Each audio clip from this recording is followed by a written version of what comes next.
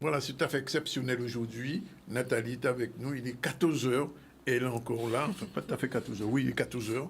Et elle va nous parler de la reconnaissance préalable de culpabilité. Bonjour Nathalie. Bonjour Danick. Tout va bien? Oui, ça va Ça bien. va?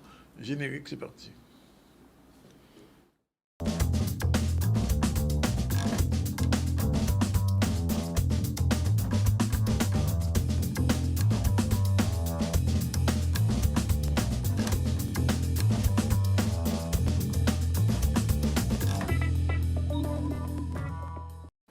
Alors je disais donc, c'est un terme assez nouveau pour moi, la reconnaissance préalable de culpabilité, le CRPC. Explication. Tout à fait. Donc la procédure de comparution sur reconnaissance préalable de culpabilité est une procédure qui va permettre de juger rapidement lorsque l'auteur des faits reconnaît les faits qui lui sont reprochés. Ok. Et quelles sont les conditions pour bénéficier de la procédure? Alors déjà, il faut que l'auteur des faits soit majeur au moment des faits et il faut également qu'il reconnaisse les faits qui lui sont reprochés. Et comment ça se déroule alors cette procédure? Alors, la procédure va se dérouler en deux phases. La première phase va se dérouler devant le procureur de la République et la seconde phase devant le président du tribunal judiciaire. D'accord. Et devant le procureur, qu'est-ce qui se passe?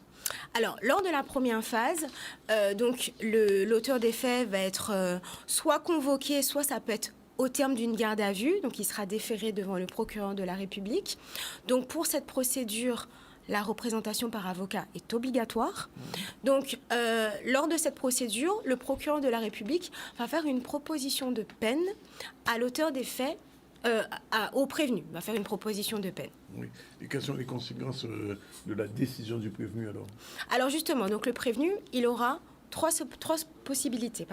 Donc, il pourra accepter la peine qui lui sera proposée, il pourra demander un délai de réflexion de 10 jours, et il pourrait également refuser la peine proposée par le procureur de la République. Mais alors, quelles sont les peines qui sont possibles? Alors, par rapport à cette procédure, donc il y a différentes peines qui pourront être proposées. Donc déjà, la durée de l'emprisonnement ne pourra pas être supérieure à 3 ans, ni dépasser la peine encourue. Donc il faut savoir que si on est dans une procédure de CRPC, la peine proposée sera toujours plus intéressante que si on doit passer devant le tribunal correctionnel. Donc déjà, il faut le savoir. Ensuite, le montant de l'amende ne pourra pas être supérieur à l'amende encourue. Ensuite, la peine pourrait être assortie d'un sursis. De plus, le procureur pourra également faire une proposition de peine ferme. Dans ce cas, soit effectivement il sera décidé que la personne, elle pourra avoir un délai pour cette peine d'emprisonnement, ou il pourra également être proposé il pourrait être également proposé d'aménager cette peine. Donc à savoir par un bracelet électronique, une semi-liberté, et à ce moment-là, il sera renvoyé devant le juge des libertés et de la détention pour cet aménagement de peine. Alors, il y a la phase aussi devant le président du tribunal. Tout à fait. Donc, devant le président du tribunal judiciaire, donc en fait, c'est lui qui va homologuer la peine. Donc, ça veut dire que le procureur fait sa proposition de peine, le prévenu accepte, et dans un second temps, il passe devant le procureur, devant le président du tribunal judiciaire, qui va ou pas homologuer la peine. Parce que là encore, le président du tribunal judiciaire va avoir le dossier, il va vérifier effectivement la peine qui sera proposé. Et il aura effectivement cette possibilité d'homologuer ou de refuser d'homologuer la peine proposée. Parce que ça arrive.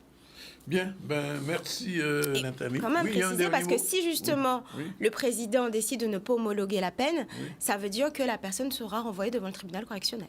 Tout à fait. Voilà. Merci donc Nathalie.